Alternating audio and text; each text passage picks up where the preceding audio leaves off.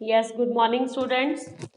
ਅੱਜ ਆਪਾਂ next chapter ਕਰਨਾ ਆ ਸਾਹਿਤਕ ਰੰਗ ਬੁੱਕ ਦੇ ਵਿੱਚੋਂ ਚੈਪਟਰ ਨੰਬਰ 4। ਕਹਾਣੀ ਦਾ ਨਾਮ ਹੈ ਦੁਸ਼ਮਣੀ, ਜੋ ਕਿ ਬਲਵਿੰਦਰ ਸਿੰਘ ਬਰਾੜ ਲੇਖਕ ਦੀ ਲਿਖੀ ਹੋਈ ਹੈ। ਲੇਖਕ ਦਾ ਨਾਮ ਨੋਟ ਕਰੋ, ਬਲਵਿੰਦਰ ਸਿੰਘ ਬਰਾੜ। ਠੀਕ ਹੈ। ਇਸ ਕਹਾਣੀ ਦੇ ਰਾਹੀਂ ਲੇਖਕ ਨੇ ਕੁਦਰਤ ਦੇ ਪ੍ਰਤੀ ਪਿਆਰ ਨੂੰ ਵਰਣਨ ਕੀਤਾ ਹੈ ਔਰ ਨਾਲ ਦੀ ਨਾਲ ਇਹ ਦੱਸਣ ਦੀ ਕੋਸ਼ਿਸ਼ ਕੀਤੀ ਹੈ ਕਿ ਸਾਡੇ ਜ਼ਿੰਦਗੀ ਦੇ ਵਿੱਚ ਪੌਦਿਆਂ ਦੀ ਕੀ ਮਹੱਤਤਾ ਹੈ। ਠੀਕ, ਆਪਾਂ ਸਭ ਨੂੰ ਪਤਾ ਹੈ ਕਿ ਰੁੱਖਾਂ ਤੋਂ ਬਿਨਾਂ, ਪੌਦਿਆਂ ਤੋਂ ਬਿਨਾਂ ਸਾਡਾ ਜੀਣਾ ਜਿਹੜਾ ਆ ਉਹ ਅਸੰਭਵ ਹੈ। ਸੋ ਕਹਾਣੀ ਦੇ ਵਿੱਚ ਦੋ ਪਰਿਵਾਰ ਜਿਹੜੇ ਆ ਇਹਨਾਂ ਦੇ ਲੇਖਕ ਨੇ ਪਾਤਰ ਬਣਾਏ ਨੇ। ਅਲੱਗ-ਅਲੱਗ ਫੈਮਲੀਜ਼ ਹੈਗੀਆਂ ਨੇ ਦੋ, ਜਿਨ੍ਹਾਂ ਦੀਆਂ ਘਰ ਦੀਆਂ ਮੁੱਖ ਔਰਤਾਂ, ਦੋ ਔਰਤਾਂ ਦੇ ਨਾਮ ਆਏ ਨੇ ਕਹਾਣੀ ਦੇ ਵਿੱਚ, ਉਹਨਾਂ ਨੂੰ ਨੋਟ ਕਰ ਲਓ। ਅਰਚਨਾ ਚੋਪੜਾ ਅਤੇ ਵੰਦਨਾ ਭਾਟੀਆ, ਇਹ ਦੋ ਔਰਤਾਂ ਨੇ ਜਿਨ੍ਹਾਂ ਦੇ ਦੁਆਲੇ ਇਹ ਪੂਰੀ ਕਹਾਣੀ ਘੁੰਮਦੀ ਹੈ। ਤੇ ਲੇਖਕ ਨੇ ਇਸ ਕਹਾਣੀ ਦਾ ਨਾਮ ਦੁਸ਼ਮਣੀ ਇਸ ਕਰਕੇ ਲਿਖਿਆ, ਇਹਦੇ ਵਿੱਚ ਕੋਈ ਖਾਸ ਐਡੀ ਕੋਈ ਵੱਡੀ ਵਜ੍ਹਾ ਨਹੀਂ ਹੈਗੀ ਕਿ ਇਹਨਾਂ ਦੇ ਵਿਚਕਾਰ ਆਪਸ ਦੇ ਵਿੱਚ ਦੁਸ਼ਮਣੀ ਕਿਉਂ ਹੁੰਦੀ ਹੈ। ਸਿਰਫ ਇੱਕ ਨਿੱਕੀ ਜਿਹੀ ਗੱਲ ਨੂੰ ਲੈ ਕੇ ਕਿ ਘਰ ਦੇ ਵਿੱਚ ਪੌਦੇ ਲੱਗੇ ਹੋਏ ਨੇ, ਪੌਦਿਆਂ ਨੂੰ ਪਾਣੀ ਦੇਣ ਦੇ ਪਿੱਛੇ, ਠੀਕ ਹੈ, ਲੜਾਈ ਹੁੰਦੀ ਹੈ। ਉਹਨਾਂ ਦੀ ਸਾਂਭ ਸੰਭਾਲ ਦੇ ਪਿੱਛੇ ਹੀ ਲੜਾਈ ਹੁੰਦੀ ਹੈ। ਤੇ ਲੜਾਈ ਦਾ ਕਾਰਨ ਮੇਨ ਕੀ ਬਣਦਾ ਹੈ? ਇੱਕ ਪਾਣੀ ਦੀ ਟੈਂਕੀ। ਸੋ ਕਹਾਣੀ ਦੇ ਰਾਹੀਂ ਲੇਖਕ ਨੇ ਸਿਰਫ ਇੰਨਾ ਹੀ ਦੱਸਣ ਦਾ ਯਤਨ ਕੀਤਾ ਹੈ ਕਿ ਸਾਨੂੰ ਆਪਣੇ ਜੀਵਨ ਦੇ ਵਿੱਚ ਕੁਦਰਤ ਦੇ ਦੁਆਰਾ ਬਖਸ਼ੇ ਹੋਏ ਇਸ ਅਨਮੁੱਲੇ ਤੋਹਫੇ ਭਾਵ ਪੌਦਿਆਂ ਨੂੰ ਸਾਂਭ ਸੰਭਾਲ ਕਰਕੇ ਰੱਖਣਾ ਚਾਹੀਦਾ ਹੈ। ਸਗੋਂ ਉਹਨਾਂ ਨੂੰ ਬਲਕਿ ਇਹ ਕਿ ਅਸੀਂ ਉਹਨਾਂ ਦੇ ਪ੍ਰਤੀ ਆਪਣੀ ਪੂਰੀ ਜ਼ਿੰਮੇਵਾਰੀ ਦਿਖਾਈਏ ਕਿ ਅਸੀਂ ਵਾਤਾਵਰਣ ਦੇ ਪ੍ਰਤੀ ਜਾਗਰੂਕ ਹਾਂ। ਸੋ ਸ਼ੁਰੂ ਕਰਦੇ ਹਾਂ ਜੀ ਕਹਾਣੀ ਦੁਸ਼ਮਣੀ। ਕਹਾਣੀ ਦੇ ਦੋ ਮੁੱਖ ਪਾਤਰਾਂ ਦੇ ਨਾਮ ਮੈਂ ਪਹਿਲਾਂ ਹੀ ਦੱਸ ਚੁੱਕੀ ਹਾਂ, ਵੰਦਨਾ ਤੇ ਅਰਚਨਾ। ਕਹਾਣੀ ਸ਼ੁਰੂ ਹੁੰਦੀ ਹੈ ਵੰਦਨਾ ਤੋਂ, ਜੋ ਕਿ ਛੱਤ ਦੇ ਉੱਪਰ ਰੱਖੇ ਹੋਏ ਬੂਟਿਆਂ ਨੂੰ ਵੇਖ ਰਹੀ ਹੈ, ਜਿਹੜੇ ਕਿ ਬਹੁਤ ਹੀ ਗਰਮੀ ਦੇ ਕਾਰਨ ਮੁਰਝਾ ਚੁੱਕੇ ਹਨ। ਵੰਦਨਾ ਨੇ ਗਮਲਿਆਂ ਵਿੱਚ ਕੁਮਲਾਏ ਹੋਏ ਬੂਟਿਆਂ ਵੱਲ ਵੇਖਿਆ। ਵੇਖ ਕੇ ਉਹਦਾ ਚਿਹਰਾ ਵੀ ਕੁਮਲਾ ਗਿਆ। ਉਹਦੇ ਦਿਲ ਵਿੱਚ ਜਿਵੇਂ ਕੰਡਾ ਚੁੱਭ ਗਿਆ ਹੋਵੇ। ਬੂਟੇ ਕੱਲ੍ਹ ਨਾਲੋਂ ਹੋਰ ਜ਼ਿਆਦਾ ਪੀਲੇ ਅਤੇ ਮਰੀਅਲ ਦਿਸ ਰਹੇ ਸਨ। ਹਰੇ ਪੱਤੇ ਪੀਲੇ ਹੋ ਰਹੇ ਸਨ ਅਤੇ ਪੀਲੇ ਪੱਤੇ ਸੁੱਕ ਕੇ ਝੜ ਰਹੇ ਸਨ। ਕਹਾਣੀ ਦੀ ਸ਼ੁਰੂਆਤ ਦੇ ਵਿੱਚ ਲੇਖਕ ਜਿਹੜਾ ਆ ਉਹ ਬੂਟਿਆਂ ਦੀ ਦਸ਼ਾ ਨੂੰ ਬਿਆਨ ਕਰਦਾ ਹੋਇਆ ਕਹਿ ਰਿਹਾ ਹੈ ਕਿ ਛੱਤ ਦੇ ਉੱਪਰ ਬੂਟੇ ਪਏ ਨੇ, ਗਮਲਿਆਂ ਦੇ ਵਿੱਚ ਲੱਗੇ ਹੋਏ ਨੇ, ਤੇ ਵੰਦਨਾ ਉਹਨਾਂ ਗਮਲਿਆਂ ਨੂੰ ਦੇਖ ਰਹੀ ਹੈ। ਦੇਖ ਕੇ ਉਹਦਾ ਚਿਹਰਾ ਮੁਰਝਾ ਗਿਆ, ਕਿਉਂਕਿ ਫੁੱਲ ਵੀ ਜਿਹੜੇ ਉਹ ਕੁਮਲਾਏ ਹੋਏ ਸਨ। ਕੁਮਲਾਏ ਤੋਂ ਭਾਵ ਹੈ ਸੁੱਕੇ ਹੋਏ ਜਾਂ ਮੁਰਝਾਏ ਹੋਏ, ਠੀਕ ਹੈ, ਜਿਨ੍ਹਾਂ ਦੇ ਵਿੱਚ ਜਾਨ ਨਾ ਹੋਵੇ, ਹਰੇ ਭਰੇ ਨਾ ਹੋਣ। ਉਹ ਮੁਰਝਾਏ ਹੋਏ ਬੂਟਿਆਂ ਨੂੰ ਦੇਖ ਕੇ ਬਹੁਤ ਦੁਖੀ ਹੁੰਦੀ ਹੈ। ਮੁਹਾਵਰਾ ਵਰਤਿਆ, ਕੰਡਾ ਚੁੱਭ ਜਾਣਾ, ਭਾਵ ਦਿਲ ਨੂੰ ਠੇਸ ਪਹੁੰਚਾਉਣ ਵਾਲੀ ਕੋਈ ਘਟਨਾ ਵਾਪਰਨੀ। ਸਿਰਫ ਫੁੱਲਾਂ ਨੂੰ ਦੇਖ ਕੇ ਹੀ ਉਹਦੇ ਦਿਲ ਦੇ ਅੰਦਰ ਚੀਸ ਜਿਹੀ ਉੱਠੀ। ਕਹਿੰਦੀ ਬੂਟੇ ਤਾਂ ਕੱਲ੍ਹ ਨਾਲੋਂ ਵੀ ਜ਼ਿਆਦਾ ਮਰੀਅਲ ਮਤਲਬ ਕਮਜ਼ੋਰ ਦਿਸ ਰਹੇ ਸੀ। ਹਰੇ ਪੱਤੇ ਪੀਲੇ ਹੋ ਗਏ, ਠੀਕ ਹੈ, ਤੇ ਪੀਲੇ ਪੱਤੇ ਜਿਹੜੇ ਪਹਿਲਾਂ ਹੀ ਪੀਲੇ ਹੋਏ ਸੀ ਉਹ ਸੁੱਕ ਕੇ ਝੜ ਰਹੇ ਸਨ। ਇਹ ਸਭ ਕੁਝ ਉਹਦੀਆਂ ਅੱਖਾਂ ਸਾਹਮਣੇ ਹੋ ਰਿਹਾ ਸੀ। ਉਹ ਪਿਛਲੇ ਕਈ ਦਿਨਾਂ ਤੋਂ ਰੋਜ਼ਾਨਾ ਵੇਖਦੀ ਆ ਰਹੀ ਸੀ। ਉਹ ਸਵੇਰੇ ਸ਼ਾਮ ਛੱਤ ਉੱਤੇ ਪਾਣੀ ਦੀ ਟੈਂਕੀ ਵੇਖਣ ਆਉਂਦੀ ਕਿ ਭਰ ਗਈ ਕਿ ਨਹੀਂ, ਪਰ ਛੱਤ ਉੱਤੇ ਚਾਰੇ ਪਾਸੇ ਪਏ ਗਮਲੇ ਅਤੇ ਉਹਨਾਂ ਵਿੱਚ ਲੱਗੇ ਬੂਟੇ ਉਹਦਾ ਧਿਆਨ ਖਿੱਚਦੇ। ਨੋਟ ਕਰ ਲਿਓ ਇੱਥੇ ਲਾਈਨ ਕਿ ਵੰਦਨਾ ਹਰ ਰੋਜ਼ ਸਵੇਰੇ ਸ਼ਾਮ ਛੱਤ ਉੱਤੇ ਕੀ ਵੇਖਣ ਆਉਂਦੀ ਸੀ? ਪਾਣੀ ਦੀ ਟੈਂਕੀ, ਕਿ ਉਹ ਭਰ ਗਈ ਹੈ ਜਾਂ ਨਹੀਂ। ਪਰ ਉੱਥੇ ਰੱਖੇ ਹੋਏ ਬੂਟੇ ਜਿਹੜੇ ਹੈ ਉਹਦਾ ਧਿਆਨ ਜਿਹੜਾ ਸੀ ਆਪਣੇ ਵੱਲ ਖਿੱਚ ਲੈਂਦੇ ਸਨ। ਜੂਨ ਦੇ ਮਹੀਨੇ ਦੀ ਗੱਲ ਹੋ ਰਹੀ ਹੈ। ਜੂਨ ਦੇ ਮਹੀਨੇ ਦੀ ਗਰਮੀ ਵਿੱਚ ਬੂਟਿਆਂ ਦਾ ਬੁਰਾ ਹਾਲ ਹੋ ਰਿਹਾ ਸੀ। ਉਹਦਾ ਦਿਲ ਕਰਦਾ ਕਿ ਉਹ ਗਮਲਿਆਂ ਨੂੰ ਪਾਣੀ ਨਾਲ ਭਰ ਦੇਵੇ। ਫਿਰ ਉਹ ਉੱਤੇ ਅਸਮਾਨ ਵੱਲ ਵੇਖਦੀ। ਅਸਮਾਨ ਉੱਤੇ ਕਦੇ ਇੱਕਾ ਦੁੱਕਾ ਬੱਦਲ ਦਿਸਦੇ ਤੇ ਕਦੇ ਬੱਦਲਾਂ ਦੀ ਭਰਮਾਰ। ਹੁਣ ਜੂਨ ਦੇ ਮਹੀਨੇ ਦੇ ਵਿੱਚ ਕਦੀ ਕਤਾਈ ਮੌਸਮ ਜਿਹੜਾ ਆ ਬਹੁਤ ਹੀ ਗਰਮੀ ਵਾਲਾ ਘੁੱਟਣ ਵਾਲਾ ਹੋ ਜਾਂਦਾ ਤੇ ਕਦੇ ਅਸਮਾਨ ਦੇ ਵਿੱਚ ਬੱਦਲ ਵੀ ਛਾ ਜਾਂਦੇ ਨੇ। ਸੋ ਬੂਟਿਆਂ ਨੂੰ ਤਰਸ ਭਰੀ ਨਿਗਾਹ ਦੇ ਨਾਲ ਜਦੋਂ ਦੇਖਦੀ ਹੈ ਤਾਂ ਉਹ ਇਹ ਸੋਚਦੀ ਹੈ ਕਿ ਅਸਮਾਨ ਦੇ ਉੱਤੇ ਕਦੇ ਨਾ ਕਦੇ ਤਾਂ ਬੱਦਲ ਛਾ ਜਾਣਗੇ ਤੇ ਇਹਨਾਂ ਬੂਟਿਆਂ ਨੂੰ ਆਪਣੇ ਆਪ ਹੀ ਪਾਣੀ ਦੀ ਜਿਹੜੀ ਕਮੀ ਹੈ ਉਹ ਪੂਰੀ ਹੋ ਜਾਵੇਗੀ। ਉਹਨੂੰ ਜਾਪਦਾ ਸ਼ਾਇਦ ਅੱਜ ਮੀਂਹ ਆ ਜਾਵੇ ਅਤੇ ਉਹਨੂੰ ਗਮਲਿਆਂ ਵਿੱਚ ਪਾਣੀ ਨਾ ਹੀ ਪਾਉਣਾ ਪਵੇ। ਟੀਵੀ ਤੇ ਰੋਜ਼ ਮੀਂਹ ਪੈਣ ਦੀਆਂ ਸੰਭਾਵਨਾ ਦੀਆਂ ਖਬਰਾਂ ਆਉਂਦੀਆਂ। ਉਹ ਸੋਚਦੀ ਸ਼ਾਇਦ ਅੱਜ ਮੀਂਹ ਆ ਜਾਵੇ ਤੇ ਬੂਟੇ ਸੁੱਕਣੋਂ ਬਚ ਜਾਣ। ਸੋ ਹਰ ਰੋਜ਼ ਟੀਵੀ ਦੇ ਉੱਪਰ ਵੀ ਉਹ ਇਹੀ ਖਬਰਾਂ ਸੁਣਦੀ ਸੀ ਕਿ ਅੱਜ ਮੀਂਹ ਪੈਣ ਦੀ ਪੂਰੀ ਸੰਭਾਵਨਾ ਹੈ ਤੇ ਇਸ ਆਸ ਦੇ ਨਾਲ ਉਹ ਇਹ ਆਸ ਰੱਖਦੀ, ਸੋਚਦੀ ਰਹਿੰਦੀ ਕਿ ਸ਼ਾਇਦ ਅੱਜ ਹੀ ਮੀਂਹ ਪੈ ਜਾਵੇ ਤੇ ਇਹ ਬੂਟੇ ਨਿਰੇ ਸੁੱਕਣੋਂ ਬਚ ਜਾਣ। ਇਹ ਸਾਰੇ ਗਮਲੇ ਅਰਚਨਾ ਦੇ ਸਨ। ਨੋਟ ਕਰੋ ਜੀ, ਇਹ ਜਿਹੜੇ ਬੂਟੇ ਵੰਦਨਾ ਛੱਤ ਦੇ ਉੱਪਰ ਗਮਲਿਆਂ ਨੂੰ ਦੇਖ ਰਹੀ ਸੀ, ਇਹ ਬੂਟੇ ਕਿਹਦੇ ਰੱਖੇ ਹੋਏ ਸਨ? ਅਰਚਨਾ ਦੇ। ਅਰਚਨਾ ਚੋਪੜਾ ਜੋ ਕਿ ਉਹ ਤੇ ਵੰਦਨਾ ਦੋਵੇਂ ਇੱਕੋ ਮੰਜ਼ਲ ਦੇ ਵਿੱਚ ਵੱਖ-ਵੱਖ ਫਲੈਟਾਂ ਦੇ ਵਿੱਚ ਮੰਜ਼ਲਾਂ ਦੇ ਵਿੱਚ ਰਹਿ ਰਹੀਆਂ ਸਨ। ਅਰਚਨਾ ਟੌਪ ਫਲੋਰ ਉੱਤੇ ਰਹਿੰਦੀ ਸੀ। ਉਹਨੂੰ ਫੁੱਲ ਬੂਟਿਆਂ ਦਾ ਸ਼ੌਂਕ ਸੀ। ਅਰਚਨਾ ਕਿੱਥੇ ਰਹਿੰਦੀ ਸੀ? ਬਿਲਕੁਲ ਟੌਪ ਵਾਲੀ ਫਲੋਰ ਤੇ ਵੰਦਨਾ ਮਿਡਲ ਦੇ ਵਿੱਚ। ਉਹ ਛੱਤ ਤੇ ਟੈਰਸ ਗਾਰਡਨ ਬਣਾਉਣਾ ਚਾਹੁੰਦੀ ਸੀ। ਕੁਐਸਚਨ ਆ ਸਕਦਾ ਇੱਥੇ ਕਿ ਅਰਚਨਾ ਚੋਪੜਾ ਕਿੱਥੇ ਰਹਿੰਦੀ ਸੀ? ਟੌਪ ਫਲੋਰ ਤੇ ਉਸ ਦਾ ਸ਼ੌਂਕ ਕੀ ਸੀ? ਫੁੱਲਾਂ ਬੂਟਿਆਂ ਦਾ। ਤੇ ਉਹ ਆਪਣੀ ਛੱਤ ਤੇ ਕੀ ਕਰਨਾ ਚਾਹੁੰਦੀ ਸੀ? ਟੈਰਸ ਗਾਰਡਨ ਬਣਾਉਣਾ ਚਾਹੁੰਦੀ ਸੀ, ਭਾਵ ਛੱਤ ਦੇ ਉੱਪਰ ਬਣੀ ਹੋਈ ਬਗੀਚੀ। ਇਸ ਲਈ ਉਹਨੇ ਬਹੁਤ ਸਾਰੇ ਗਮਲਿਆਂ ਵਿੱਚ ਫੁੱਲ ਬੂਟੇ ਲਾ ਕੇ ਛੱਤ ਉੱਤੇ ਸਜਾ ਰੱਖੇ ਸਨ। ਇਸ ਤੋਂ ਇਲਾਵਾ ਆਪਣੇ ਬੂਹੇ ਤੋਂ ਲੈ ਕੇ ਟੈਰਸ ਤੱਕ ਜਾਂਦੀਆਂ ਪੌੜੀਆਂ ਉੱਤੇ ਵੀ ਕੰਧ ਦੇ ਨਾਲ ਗਮਲੇ ਟਿਕਾਏ ਹੋਏ ਸਨ। ਹੁਣ ਇਸ ਲਾਈਨਾਂ ਨੂੰ ਪੜ੍ਹ ਕੇ ਪਤਾ ਲੱਗਦਾ, ਇਹਨਾਂ ਲਾਈਨਾਂ ਨੂੰ ਪੜ੍ਹ ਕੇ ਸਾਨੂੰ ਪਤਾ ਲੱਗਦਾ ਹੈ ਕਿ ਅਰਚਨਾ ਜਿਹੜੀ ਹੈ ਉਹ ਫੁੱਲਾਂ ਬੂਟਿਆਂ ਦੇ ਨਾਲ ਕਿੰਨਾ ਪਿਆਰ ਕਰਦੀ ਸੀ। ਉਸਨੇ ਸਿਰਫ ਆਪਣੀ ਘਰ ਦੀ ਛੱਤ ਤੇ ਹੀ ਨਹੀਂ, ਸਗੋਂ ਪੌੜੀਆਂ ਤੋਂ ਉੱਪਰ ਤੱਕ ਨੂੰ ਜਾਂਦੇ ਰਸਤੇ ਦੇ ਵਿੱਚ ਵੀ ਉਹਨੇ ਕੰਧ ਦੇ ਨਾਲ ਗਮਲੇ ਜਿਹੜੇ ਸੀ ਉਹ ਟਿਕਾਏ ਹੋਏ ਸਨ। ਇਹ DDA ਦੇ 3 ਮੰਜ਼ਲੇ ਫਲੈਟ ਸਨ। ਦਿੱਲੀ ਸ਼ਹਿਰ ਦੀ ਗੱਲ ਕੀਤੀ ਗਈ ਹੈ, ਠੀਕ ਹੈ। ਉੱਥੇ ਕਿਸੇ ਡਿਪਾਰਟਮੈਂਟ ਦੇ ਵੱਲੋਂ ਇਹ ਜਿਹੜੇ ਫਲੈਟ ਹੈ ਉਹ ਉਹਨਾਂ ਨੂੰ ਰਹਿਣ ਲਈ ਰਿਹਾਇਸ਼ੀ ਤੌਰ ਤੇ ਦਿੱਤੇ ਗਏ ਸਨ। ਜ਼ਮੀਨੀ ਮੰਜ਼ਲ ਤੋਂ ਲੈ ਕੇ ਤੀਜੀ ਮੰਜ਼ਲ ਤੱਕ ਸਭ ਦੀਆਂ ਪਾਣੀ ਦੀਆਂ ਟੈਂਕੀਆਂ ਟੈਰਸ ਤੇ ਰੱਖੀਆਂ ਹੋਈਆਂ ਸਨ। ਜ਼ਮੀਨੀ ਮੰਜ਼ਲ, ਠੀਕ ਹੈ, ਗਰਾਊਂਡ ਫਲੋਰ ਵਾਲੀ ਜਿਹੜੀ ਮੰਜ਼ਲ ਹੈ ਉੱਥੋਂ ਲੈ ਕੇ ਤੀਜੀ ਮੰਜ਼ਲ ਤੱਕ ਦੀਆਂ ਇਹ ਜਿੰਨੀਆਂ ਵੀ ਘਰਾਂ ਦੇ ਵਿੱਚ ਵਰਤੇ ਜਾਣ ਵਾਲੇ ਪਾਣੀ ਦੀਆਂ ਟੈਂਕੀਆਂ ਸਨ ਉਹ ਬਿਲਕੁਲ ਟੌਪ ਤੇ ਰੱਖੀਆਂ ਹੋਈਆਂ ਸਨ। ਟੌਪ ਦੀ ਛੱਤ ਜਿੱਥੇ ਅਰਚਨਾ ਰਹਿੰਦੀ ਸੀ। ਵੰਦਨਾ ਨੇ ਇੱਕ ਵਾਧੂ ਟੈਂਕੀ ਛੱਤ ਤੇ ਰੱਖ ਛੱਡੀ ਸੀ ਜਿਸ ਵਿੱਚ ਉਹ ਗਮਲਿਆਂ ਵਾਸਤੇ ਪਾਣੀ ਜਮ੍ਹਾਂ ਕਰਕੇ ਰੱਖਦੀ। ਨੋਟ ਕਰੋ ਕਿ ਛੱਤ ਉੱਪਰ ਵਾਧੂ ਟੈਂਕੀ ਕਿਸ ਨੇ ਰੱਖੀ ਹੋਈ ਸੀ? ਵੰਦਨਾ ਨੇ। ਜਦੋਂ ਪਾਣੀ ਆ ਰਿਹਾ ਹੁੰਦਾ ਤਾਂ ਉਹ ਪਾਈਪ ਲਾ ਕੇ ਉਸ ਟੈਂਕੀ ਨੂੰ ਭਰ ਲੈਂਦੀ ਤੇ ਫਿਰ ਉਸ ਵਿੱਚੋਂ ਗਮਲਿਆਂ ਨੂੰ ਪਾਣੀ ਦੇ ਦਿੰਦੀ। ਉਹ ਵਾਧੂ ਟੈਂਕੀ ਉਹਨੇ ਗਮਲਿਆਂ ਨੂੰ ਹੀ ਪਾਣੀ ਦੇਣ ਵਾਸਤੇ ਰੱਖੀ ਹੋਈ ਸੀ। ਵੰਦਨਾ ਭਾਟੀਆ ਉਹਨਾਂ ਦੇ ਹੇਠ ਦੂਜੀ ਮੰਜ਼ਲ ਉੱਤੇ ਰਹਿੰਦੀ ਸੀ। ਉਹਨਾਂ ਦੀ ਆਪਸ ਵਿੱਚ ਚੰਗੀ ਬਣਦੀ ਸੀ। ਉਹ ਛੱਤ ਉੱਤੇ ਆਪਣੀ ਟੈਂਕੀ ਵੇਖਣ ਆਉਂਦੀ ਤੇ ਕਦੇ ਛੱਤ ਉੱਤੇ ਬੰਨੀਆਂ ਰੱਸੀਆਂ ਤੇ ਕੱਪੜੇ ਸੁੱਕਣੇ ਪਾਉਣ ਆਉਂਦੀ ਜਾਂ ਸੁੱਕੇ ਕੱਪੜੇ ਉਤਾਰਨ ਆਉਂਦੀ।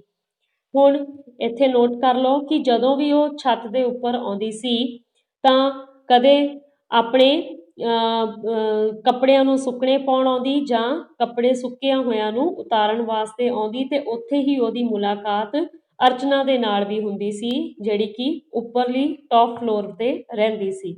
ਦੋਵੇਂ ਉੱਥੇ ਖੜੀਆਂ ਫਿਰ ਗੱਲਾਂ ਕਰਦੀਆਂ ਰਹਿੰਦੀਆਂ। ਗੱਲਾਂ ਕਿਹਨਾਂ ਦੀਆਂ ਕਰਦੀਆਂ ਸੀ? ਕਦੇ ਫੁੱਲਾਂ ਬੂਟਿਆਂ ਬਾਰੇ, कदे बच्चियां बारे ते कदे आंढ गुआंढ बारे। आंढ गुआंढ अपने पड़ोसियां दे नाल नेबर्स दियां उन्हां दियां गल्लां करदियां सन। बच्चियां दियां गर्मियां दियां छुट्टियां विच अर्चना अपने परिवार नाल कई दिनां वास्ते दिल्ली तो पंजाब चले जांदी। नोट करो कौन दिल्ली तो पंजाब नूं जांदा सी? अर्चना छुट्टियां दे विच जदों ਉਹਦੇ ਬੱਚਿਆਂ ਨੂੰ ਛੁੱਟੀਆਂ ਹੁੰਦੀਆਂ ਸਨ ਆਪਣੇ ਪਰਿਵਾਰ ਸਮੇਤ ਦਿੱਲੀ ਤੋਂ ਪੰਜਾਬ ਵੱਲ ਨੂੰ ਚਲੇ ਜਾਂਦੀ ਜਾਂ ਉਹ ਕਿਤੇ ਹੋਰ ਘੁੰਮਣ ਫਿਰਨ ਚਲੇ ਜਾਂਦੇ। ਅਰਚਨਾ ਜਾਣ ਲੱਗੀ ਵੰਦਨਾ ਨੂੰ ਕਹਿ ਜਾਂਦੀ, ਵੰਦਨਾ 2 ਹਫ਼ਤਿਆਂ ਲਈ ਜਾ ਰਹੀ ਹਾਂ, ਪਿੱਛੋਂ ਮੇਰੇ ਪਲਾਂਟਸ ਦਾ ਧਿਆਨ ਰੱਖਣਾ, ਪਲੀਜ਼ ਉਹਨਾਂ ਨੂੰ ਪਾਣੀ ਦਿੰਦੇ ਰਹਿਣਾ। ਹੁਣ ਪੜ੍ਹੇ ਲਿਖੇ ਪਰਿਵਾਰ ਨੇ, ਠੀਕ ਹੈ, ਲੇਖਕ ਨੇ ਉਸੇ ਤਰ੍ਹਾਂ ਹੀ ਆਪਣੀ ਰਚਨਾ ਦੇ ਵਿੱਚ ਵਾਰਤਾਲਾਪ ਦੇ ਵਿੱਚ ਪੰਜਾਬੀ ਦੇ ਨਾਲ ਅੰਗਰੇਜ਼ੀ ਦੇ ਕੁਝ ਸ਼ਬਦਾਂ ਦੀ ਵਰਤੋਂ ਕੀਤੀ ਹੈ। ਤੁਸੀਂ ਪੇਪਰ ਦੇ ਵਿੱਚ ਇਨ ਬਿਨ ਵੀ ਲਿਖ ਸਕਦੇ ਹੋ ਜਾਂ ਇਹਦੀ ਟਰਾਂਸਲੇਟ ਕਰਕੇ ਇਹਨੂੰ ਆਪਣੇ ਪੰਜਾਬੀ ਦੇ ਵਿੱਚ ਪਲਾਂਟਸ ਦੀ ਜਗ੍ਹਾ ਤੇ ਪੌਦਿਆਂ ਤੇ ਪਲੀਜ਼ ਕਿਰਪਾ ਕਰਕੇ, ਠੀਕ। ਵੰਦਨਾ ਅੱਗੋਂ ਮੁਸਕਰਾ ਕੇ ਆਖਦੀ, ਤੂੰ ਫਿਕਰ ਨਾ ਕਰ, ਤੇਰੇ ਪਲਾਂਟਸ ਦੀ ਜ਼ਿੰਮੇਵਾਰੀ ਹੁਣ ਮੇਰੀ, ਮੈਂ ਇਹਨਾਂ ਨੂੰ ਸੁੱਕਣ ਨਹੀਂ ਦਿਆਂਗੀ। ਬੇਟਾ ਜਿਹੜੇ ਕੌਮਾਸ ਦੇ ਵਿੱਚ ਸ਼ਬਦ ਲਿਖੇ ਹੋਏ ਨੇ, ਇਨਵਰਟਿਡ ਕੌਮਾਸ ਦੇ ਵਿੱਚ ਲੇਖਕ ਨੇ, ਇਹਨਾਂ ਨੂੰ ਤੁਸੀਂ ਇਸੇ ਤਰ੍ਹਾਂ ਹੀ ਲਿਖਣਾ ਹੈ ਕਿਉਂਕਿ ਇਹ ਕਿਸੇ ਪਰਸਨ ਦੇ ਦੁਆਰਾ ਕਹੇ ਹੋਏ ਸ਼ਬਦ ਨੇ, ਬੋਲ ਨੇ ਕਿ ਵੰਦਨਾ ਨੇ ਇਹ ਅੱਗੋਂ ਉਹਨੂੰ ਜਵਾਬ ਦਿੱਤਾ ਹੋਇਆ ਹੈ ਅਰਚਨਾ ਨੂੰ, ਜਦੋਂ ਉਹ ਕਹਿੰਦੀ ਕਿ ਮੇਰੇ ਪੌਦਿਆਂ ਦਾ ਤੂੰ ਧਿਆਨ ਰੱਖਣਾ ਹੈ। ਉਹ ਸੱਚਮੁੱਚ ਉਹਦੇ ਬੂਟਿਆਂ ਨੂੰ ਰੋਜ਼ਾਨਾ ਪਾਣੀ ਦਿੰਦੀ ਰਹੀ। ਰੋਜ਼ਾਨਾ ਦੇ ਸਪੈਲਿੰਗ ਜਿਹੜੇ ਬੇਟਾ ਉਹ ਸ਼ਬਦ ਜੋੜ ਜਿਹੜੇ ਗਲਤ ਹੈਗੇ ਆ ਉਹਨਾਂ ਨੂੰ ਠੀਕ ਕਰ ਲਓ। ਰਾਰੇ ਨੂੰ ਔਂਕੜ ਰੋਜ਼ਾਨਾ ਨਹੀਂ ਆਉਣਾ, ਰਾਰੇ ਨੂੰ ਹੋੜਾ ਰੋਜ਼ਾਨਾ ਆਉਣਾ ਹੈ। ਜਦੋਂ ਗਮਲਿਆਂ ਦੀ ਰੱਖੀ ਟੈਂਕੀ ਵਿੱਚੋਂ ਪਾਣੀ ਮੁੱਕ ਜਾਂਦਾ ਤਾਂ ਉਹ ਆਪਣੀ ਟੈਂਕੀ ਵਿੱਚੋਂ ਉਸ ਟੈਂਕੀ ਨੂੰ ਭਰ ਦਿੰਦੀ ਤੇ ਅਰਚਨਾ ਦੇ ਬਰਤਨ ਤੱਕ ਬੂਟਿਆਂ ਨੂੰ ਹਰਾ ਭਰਾ ਰੱਖਦੀ। ਸੋ ਆਪਣੇ ਵਾਅਦੇ ਦੀ ਪੱਕੀ ਹੁੰਦੀ। ਜਦੋਂ ਤੱਕ ਅਰਚਨਾ ਛੁੱਟੀਆਂ ਤੋਂ ਵਾਪਸ ਨਹੀਂ ਸੀ ਆਉਂਦੀ ਉਦੋਂ ਤੱਕ ਉਹ ਵੰਦਨਾ ਜਿਹੜੀ ਸੀ ਆਪਣੇ ਪੌਦਿਆਂ ਦਾ, ਉਹਨਾਂ ਦੇ ਪੌਦਿਆਂ ਦਾ ਪੂਰਾ ਖਿਆਲ ਰੱਖਦੀ ਸੀ। ਤੇ ਜਿਹੜੀ ਉਹਨੇ ਉੱਪਰ ਛੱਤ ਤੇ ਵਾਧੂ ਟੈਂਕੀ ਰੱਖੀ ਹੋਈ ਸੀ ਗਮਲਿਆਂ ਨੂੰ ਪਾਣੀ ਦੇਣ ਲਈ, ਜੇ ਉਹ ਕਦੀ ਕਿਤੇ ਖਾਲੀ ਹੋ ਜਾਂਦੀ ਤਾਂ ਉਹ ਆਪਣੀ ਟੈਂਕੀ ਦੇ ਵਿੱਚੋਂ ਪਾਣੀ ਭਰ ਕੇ ਫਿਰ ਉਹ ਪੌਦਿਆਂ ਨੂੰ ਦਿੰਦੀ ਸੀ। ਇਹ ਸਿਲਸਿਲਾ 4 ਕੁ ਸਾਲਾਂ ਤੋਂ ਚੱਲਦਾ ਆ ਰਿਹਾ ਸੀ। ਨੋਟ ਕਰੋ ਕਿ ਉਹ ਕਿੰਨੇ ਸਾਲਾਂ ਤੋਂ ਇੱਕ ਦੂਜੇ ਦੇ ਨਾਲ ਮਿਲ ਵਰਤ ਰਹੀਆਂ ਸਨ, 4 ਕੁ ਸਾਲਾਂ ਤੋਂ, ਜਦੋਂ ਉਹ ਇੱਥੇ ਆ ਕੇ ਰਹਿਣ ਲੱਗੇ ਸਨ। ਇਹ ਫਲੈਟ ਨਵੇਂ ਬਣੇ ਸਨ ਅਤੇ 5 ਵਰ੍ਹੇ ਪਹਿਲਾਂ ਹੀ ਇਹਨਾਂ ਦੀ ਅਲਾਟਮੈਂਟ ਹੋਈ ਸੀ। ਅਲਾਟਮੈਂਟ ਭਾਵ ਉਹਨਾਂ ਨੂੰ ਇਹ ਮਿਲੇ ਸਨ। ਅਰਚਨਾ ਦਾ ਪਤੀ ਸੰਜੀਵ ਚੋਪੜਾ ਅਤੇ ਵੰਦਨਾ ਦਾ ਪਤੀ ਰਾਹੁਲ ਭਾਟੀਆ ਦੋਵੇਂ ਹੀ ਸਰਕਾਰੀ ਨੌਕਰੀ ਵਿੱਚ ਸਨ, ਪਰ ਵੱਖ-ਵੱਖ ਮਹਿਕਮਿਆਂ ਦੇ ਵਿੱਚ। ਦੋਨਾਂ ਨੂੰ ਕੁਐਸਚਨ ਆ ਜੀ ਇੱਥੇ, ਨੋਟ ਕਰੋ। ਅਰਚਨਾ ਦਾ ਪਤੀ ਕੌਣ ਸੀ? ਸੰਜੀਵ ਚੋਪੜਾ। ਅਰਚਨਾ ਚੋਪੜਾ ਆਪਾਂ ਨਾਮ ਪਹਿਲਾਂ ਪੜ੍ਹਿਆ ਹੈ। ਤੇ ਵੰਦਨਾ ਭਾਟੀਆ ਦਾ ਪਤੀ ਰਾਹੁਲ ਭਾਟੀਆ। ਇਹਨੂੰ ਮੈਂ ਹੁਣ ਇਸ ਕਰਕੇ ਇਹਨਾਂ ਨੂੰ ਨੋਟ ਕਰਨ ਲਈ ਕਹਿ ਰਹੀ ਹਾਂ ਕਿਉਂਕਿ ਅੱਗੇ ਜਦੋਂ ਅਸੀਂ ਕਹਾਣੀ ਹੁਣ ਪੜ੍ਹਨੀ ਹੈ ਤਾਂ ਉੱਥੇ ਬੇਟਾ ਪ੍ਰਿੰਟਿੰਗ ਦੇ ਵਿੱਚ ਇਹਨਾਂ ਦੋਨਾਂ ਸ਼ਬਦਾਂ ਦੀ ਮਿਸਟੇਕ ਹੋਈ ਹੈ, ਠੀਕ ਹੈ। ਪ੍ਰਿੰਟ ਦੇ ਵਿੱਚ ਇਹ ਗਲਤ ਲਿਖਿਆ ਹੋਇਆ ਸ਼ਬਦ ਜਿਹੜੇ ਹੈ, ਅਰਚਨਾ ਦਾ ਪਤੀ ਦਾ ਨਾਮ ਉਹਨਾਂ ਨੇ ਵੰਦਨਾ ਦਾ ਲਿਖ ਦਿੱਤਾ ਹੈ ਤੇ ਵੰਦਨਾ ਦੇ ਪਤੀ ਦਾ ਨਾਮ ਉਹਨਾਂ ਨੇ ਸੰਜੀਵ ਚੋਪੜਾ ਲਿਖ ਦਿੱਤਾ ਹੈ। ਸੋ ਉਲਟਾ ਹੋ ਗਿਆ ਹੈ ਇੱਥੇ। ਅੱਗੇ ਸਾਰੀ ਬੁੱਕ ਦੇ ਵਿੱਚ ਅਸੀਂ ਇਹਨਾਂ ਸ਼ਬਦਾਂ ਨੂੰ ਠੀਕ ਕਰਨਾ ਹੈ। ਸੋ ਸਾਈਡ 'ਤੇ ਤੁਸੀਂ ਇਹਨਾਂ ਸ਼ਬਦਾਂ ਨੂੰ ਦੋਨਾਂ ਨੂੰ ਨੋਟ ਕਰਕੇ ਰੱਖ ਲਓ ਕਿ ਅਰਚਨਾ ਦਾ ਪਤੀ ਸੰਜੀਵ ਤੇ ਰਾਹੁਲ ਭਾਟੀਆ ਵੰਦਨਾ ਦਾ ਪਤੀ ਦੋਵੇਂ ਸਰਕਾਰੀ ਮਹਿਕਮਿਆਂ ਦੇ ਵਿੱਚ ਕੰਮ ਕਰਦੇ ਸਨ। ਹੁਣ ਵੰਦਨਾ ਗਮਲਿਆਂ ਵਿੱਚ ਸੁੱਕ ਰਹੇ ਬੂਟਿਆਂ ਨੂੰ ਵੇਖ ਕੇ ਪਰੇਸ਼ਾਨ ਹੋ ਰਹੀ ਸੀ। ਉਹ ਗਮਲਿਆਂ ਨੂੰ ਪਾਣੀ ਨਹੀਂ ਪਾਉਣਾ ਚਾਹੁੰਦੀ ਸੀ ਕਿਉਂਕਿ ਹੁਣ ਉਹ ਗੱਲ ਨਹੀਂ ਰਹੀ। ਮੁੜ ਕੇ ਦੁਬਾਰਾ ਜਿਹੜੀ ਕਹਾਣੀ ਹੈ, ਲੇਖਕ ਨੇ ਪਹਿਲਾਂ ਦੱਸਿਆ ਕਿ ਅਰਚਨਾ ਕਿਹੋ ਜਿਹੀ ਸੀ ਤੇ ਵੰਦਨਾ ਕਿਹੋ ਜਿਹੀ ਸੀ, ਕਿਵੇਂ ਉਹਨਾਂ ਦੀਆਂ ਆਪਸ ਦੇ ਵਿੱਚ ਗੱਲਾਂ ਬਾਤਾਂ ਹੁੰਦੀਆਂ ਰਹਿੰਦੀਆਂ ਸਨ।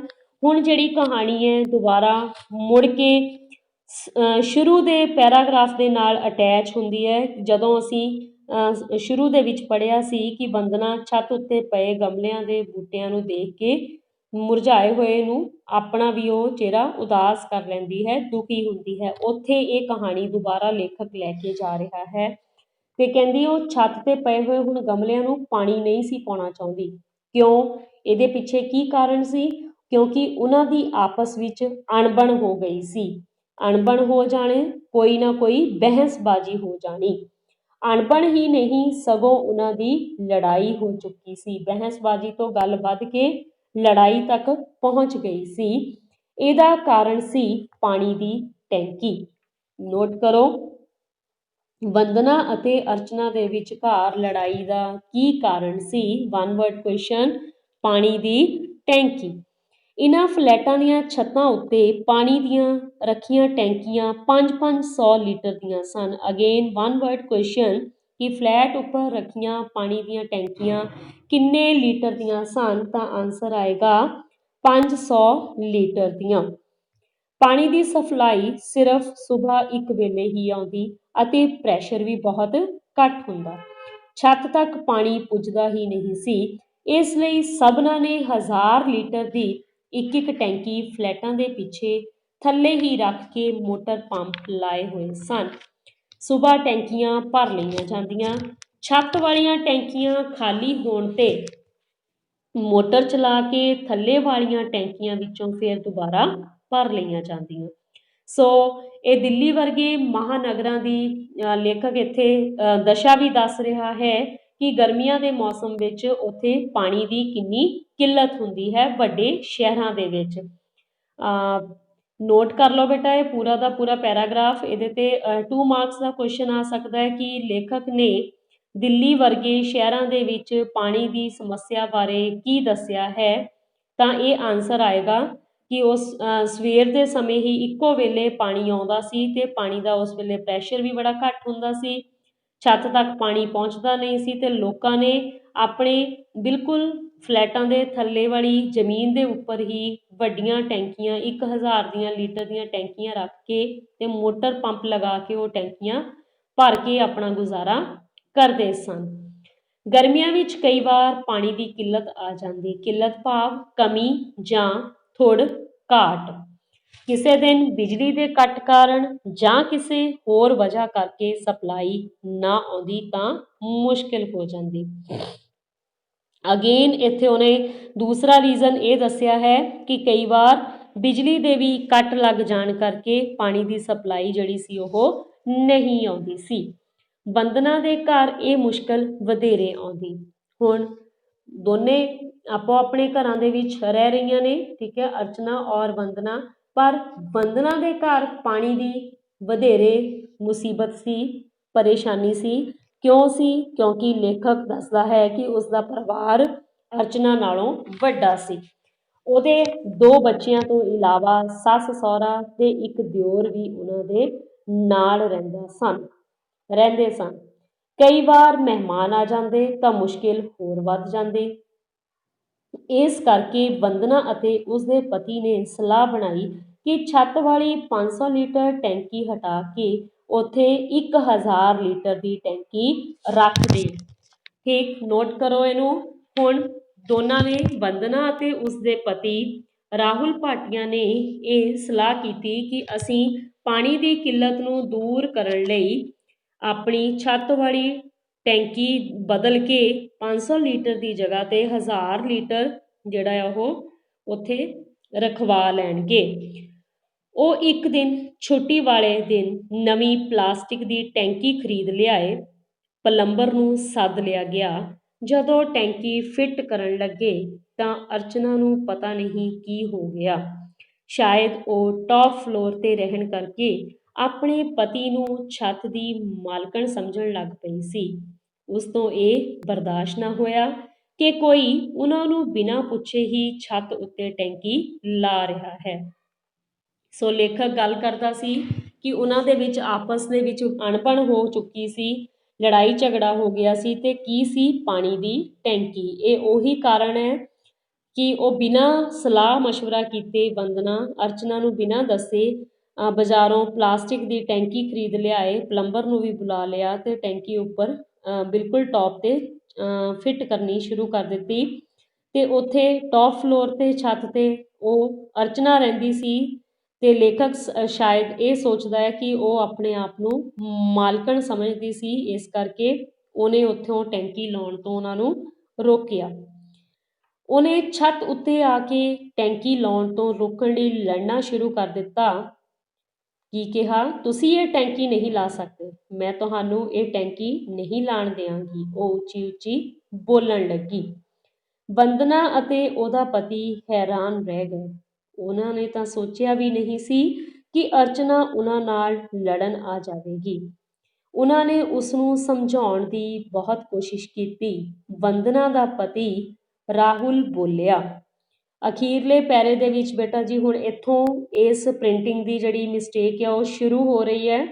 ਅੰਡਰਲਾਈਨ ਕਰੋ ਇਸ ਲਾਈਨ ਨੂੰ। ਵੰਦਨਾ ਦਾ ਪਤੀ ਜਿੱਥੇ ਲਿਖਿਆ ਹੋਇਆ ਸੰਜੀਵ ਬੋਲਿਆ। ਸੰਜੀਵ ਨਹੀਂ ਆਏਗਾ, ਵੰਦਨਾ ਦਾ ਪਤੀ ਰਾਹੁਲ ਬੋਲਿਆ।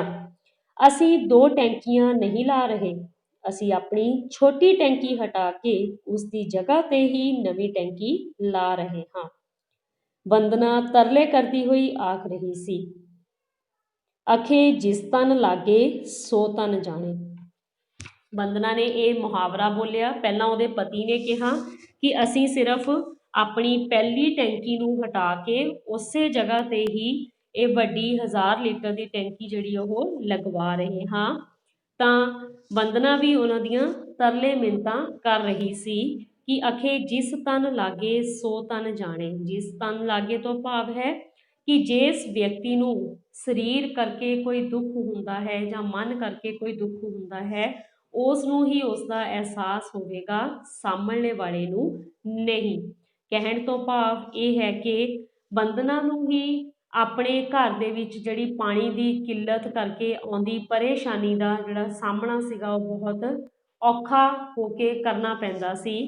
ਅਰਚਨਾ ਦੇ ਘਰ ਅਜਿਹੀ ਕੋਈ ਵੀ ਪ੍ਰੋਬਲਮ ਜਾਂ ਮੁਸੀਬਤ ਨਹੀਂ ਸੀ। ਸੋ ਇਸ ਕਰਕੇ ਉਹਨੇ ਇਸ ਮੁਹਾਵਰੇ ਦੀ ਵਰਤੋਂ ਕੀਤੀ ਹੈ।